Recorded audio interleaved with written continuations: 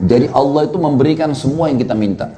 Sebagian kecil mungkin ada yang belum dikasih, dan itu pun kalau Bapak Ibu ikut ceramah saya dahsyatnya doa, itu ada saya jelasin. Allah Azza wa Jalla kadang-kadang tidak memberikan kepada kita karena Allah tahu kalau dikasih jadi bahaya. Subhanallah, ada hadis yang berbunyi begini, kata Nabi SAW, hadis Bukhari ya. Allah berfirman, hadis Qudsi, kepada malaikat, luaskan rezekinya hambaku yang ini, gitu kan. Karena dengan dia saya luaskan, dia bersyukur dan dia taat padaku. Sempitkan rezekinya orang yang ini, karena dengan kalau kalian luaskan, dia akan kufur kepada saya. Saya berbagi begini teman-teman.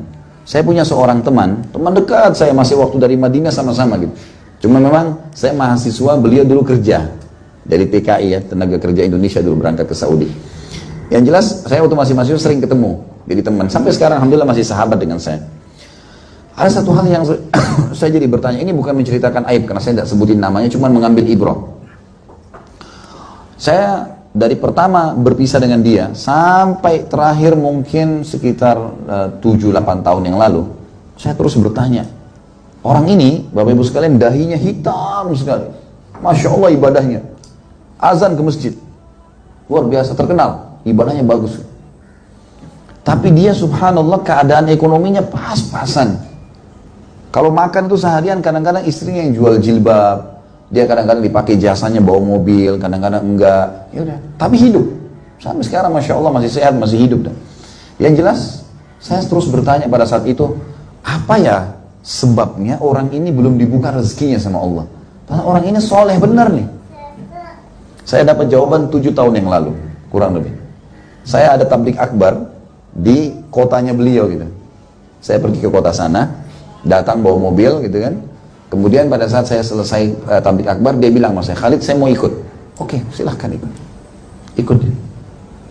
Di tengah jalan lagi ngobrol asyik, mobil ini saya mobil sewa waktu itu, karena bukan di kota Jakarta tapi di kota yang lain gitu kan. Saya mobil sewa. Mobil ini saya sewa kalau di Jakarta Avanza ya. Mobil ini ya kalau di Indonesia standar gitu kan semuanya. Rupanya ada satu mobil ugal-ugalan. Apa nih ugal-ugalan? Jadi mengganggu orang ya. Lewat satu, kayak semalam saya susah tidur, ribut motor gitu. Luar biasa. Akhirnya dia lewat nih mobil, orang Indonesia bilang, di Jakarta bilang ugal-ugalan dia. Terus dia nyelip mobil kita nih, sampai mobil yang saya pakai ini goyang nih. Terus saya bilang, innalillahi wa inna ilaihi raji'un. Semoga Allah kasih hidayah. Saya bilang gitu. Teman saya ini di belakang marah-marah dia, dicaci maki mobil itu. Semua macam-macam keluar nih, sampai kebun binatang keluar nih. Waktu dia caci maki orang itu, saya tiba-tiba dapat jawaban dari Allah nih. Oh, orang ini masih mobil sewa, ini rental. Dia udah bisa caci maki orang gitu. Bagaimana kalau dia pakai mobil Mercy orang ini? Habis orang semua dicaci maki sama dia. Ternyata Allah Azza wa Jalla belum buka rezekinya karena dia dalam keadaan itu bisa taat. Ini kalau diulur, dibuka, jadi masalah buat dia. Dia nggak bisa kontrol. Makanya biasanya orang maksain diri ya, paksain diri, biasa berinfak, biasa berbagi. Itu Allah tahu, oh orang ini biar saya luasin, dia tetap akan berbagi. Nah dibukain tuh. Di situ rahasianya. Jelas ya? Baik. Kita masuk ke yang ketiga. Kiatnya. Yang pertama syukur, yang kedua infak. Yang ketiga, menikmati yang halal dan thayyib. Halal adalah sesuatu yang Allah bolehkan. Thayyib itu berkualitas. Berkualitas. Kita disuruh nikmatin tuh. Jadi, Bapak Ibu sekalian, tidak masuk dalam bab mubadzir, tabzir, membuang-buang sesuatu. Itu kalau Bapak Ibu masuk ke toko buah, kemudian beli buah, misal ada buah anggur misal buah anggur ini harganya 10 ringgit, dengan ada yang 5 ringgit. Yang 10 ringgit ini lebih bagus kualitasnya. Kita beli yang 10 ringgit. Itu bukan mubadzir, bahkan itu bersyukur namanya. Kita boleh menikmatin apa yang Allah kasih, bahkan itu perintah. Tapi yang ingat, jangan berlebih-lebihan. Kaidahnya dalam ilmu agama kita dikatakan la ifrat wala tafrit. Ifrat itu artinya berlebih-lebihan. Tafrid, terlalu perhitungan. Bakhil, pelit. Orang sini bilang apa nih? Hah? Dedengkut. Yang senyum-senyum tahu diri ya. Jadi kita ini dalam Islam disuruh nikmatin. Bapak ibu boleh pakai kereta, mobil yang bagus, punya rumah yang bagus, baju yang bagus, makan yang bagus, boleh. Tapi la ifrat, tidak boleh berlebihan. Wala tafrid, tidak boleh perhitungan. Kaidahnya itu. Ada seseorang pernah datang kepada Imam Abu Hanifah. Imam Abu Hanifah ini salah satu dari empat madhab ya. Ada Imam Abu Hanifah, Imam Malik, Imam Syafi'i, Imam Ahmad. Imam Abu Hanifah ini meninggal tahun 150 Hijriah. Itu pas tahun lahirnya Imam Syafi'i. Imam Abu Hanifah ini orang kaya raya, seorang ulama dan kaya raya. Dia dulu pedagang sutra di Irak. Miliarder, Masya Allah orang kaya raya. Terkenal Imam Abu Hanifah.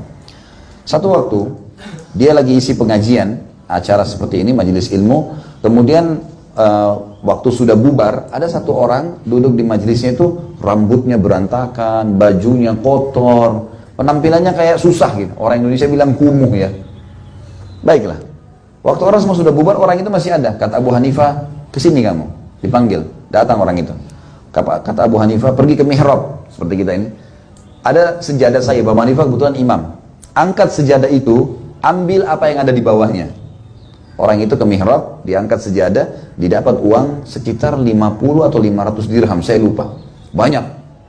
Orang ini dibawa ini kepada Abu Hanifah, ini silahkan. Kata Abu Hanifah, ambil buat kamu. Perbaikin kehidupan kamu. Orang ini kotor sekali kelihatan. Kata Abu Hanifah, ambil. Ingin sedekah, bantu orang ini. Apa yang dia bilang? Tapi saya orang kaya, Imam. Abu Hanifah bilang, kau orang kaya? Lalu mana kamu dari sabda Nabi SAW yang berbunyi, hadis ini sahih riwayat Abu Daud ya, Innallaha yuhibbu an yara athara ni'amihi al abdi. Allah suka sekali melihat bekas nikmatnya pada hambanya. Kita nggak boleh makan roti kering, nggak boleh. Kecuali memang nggak ada kecuali itu. Makan yang enak, silakan. Minum yang enak, pakai baju yang bagus, nggak masalah. Tapi la ifrat, jangan berlebih-lebih. Jangan juga punya baju 100 biji. Nah, ibu-ibu ini kadang-kadang gitu ya. Di lemari banyak, suaminya satu lemari, dia 3 gitu. Untuk apa punya 100 baju? Ada orang punya, mungkin orang punya 10, 20 diganti ya. Kalau bapak ibu punya 20 baju, itu berarti untuk kembali ke baju pertama hari ke-21. Kalau satu hari satu. Boleh nikmatin. Lebih baik kita beli, nanti kalau sudah jenuh ya, bosan, ganti, beli baru. Sedekahkan, kasih ke orang, gitu kan.